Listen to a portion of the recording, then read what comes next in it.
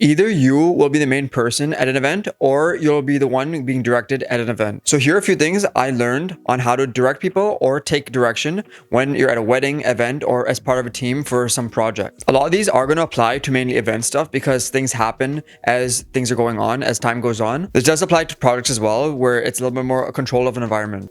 So first off, let's say you're being directed. So you're part of a team and you may not be the main shooter, but you are there to grab other shots. So here are a few things to keep in mind.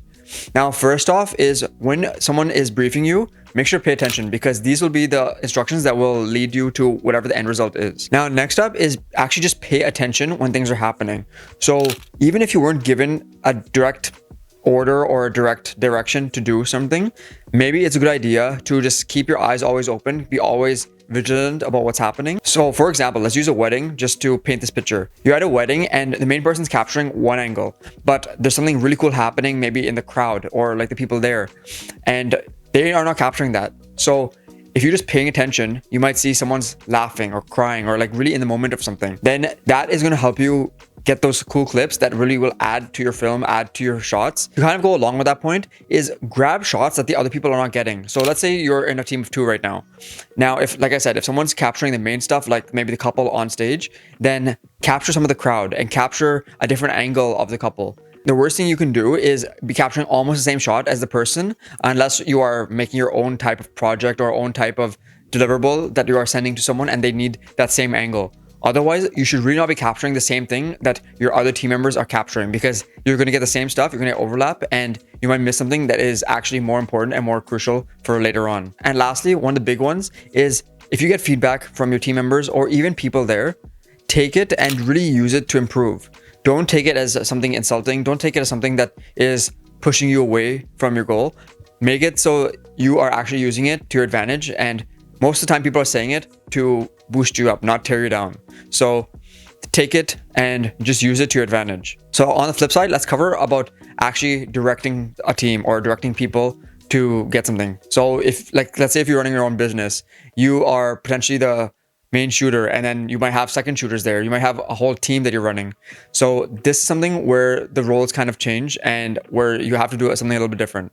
So what I'd first do if I was directing a team is be clear and be concise about directions. Don't put a ton of fluff in it. Don't put a bunch of things in it that are going to be confusing.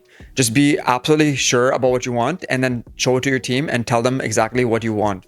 It'll work the same in a project for the most part from what I've seen and what I've experienced. But definitely, if you're doing an event, you have to be really sure about the output that you want. And the best thing you could do is, if you really want to and maybe even paint the picture for it, is create a storyboard or create a shot list of stuff that people should get.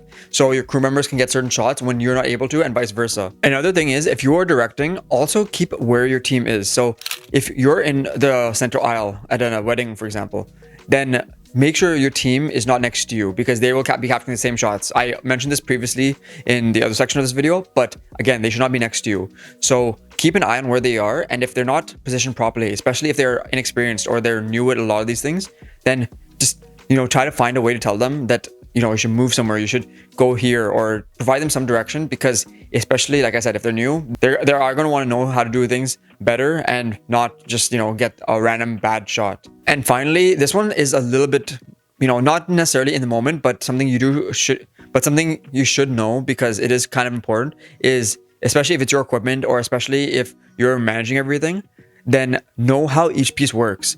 As much as possible, familiarize yourself with all the equipment that you have, because when something goes wrong, something malfunctions, etc., you need to find a solution to solve the problem, and also you need to learn why this is happening. So, for example, let's say you have a monitor that takes a battery in the back, and that battery has now overheated and the monitor doesn't work anymore. A person who doesn't know how it works will just say, okay, the monitor's not working, so, what do we do? Like, they're going to be kind of frustrated, they're going to be confuzzled, etc. But if you know how it works, you could be like, okay, the battery might be hot, so replace the battery. Or maybe take off the monitor and use the on-camera monitor. Different solutions will arise when you need them, and knowing how to combat them as early as possible would mean that you're ready for the next shot and you're ready to make things happen, as apart from like saying, okay, we can't do this, or you miss something because you're fiddling with it, or, just you're not able to do something because you're not sure what happened. So definitely a few things to keep in mind. I've experienced this for events, whether I'm directing or whether it's, me being directed. Different things call for different scenarios, and you do have to take everything as much as you can and just learn from it, whether you are directing or whether you are being directed. So with that being said, I hope you enjoyed this video. If you want to see another cool one, be sure to get this one over here or check out the channel right over here. And if you want to hit me up on social media at all, it'll be over here, or maybe I'll put it in the up here part, we'll see. And yeah, thank you so much for watching. Hope this next video. Peace.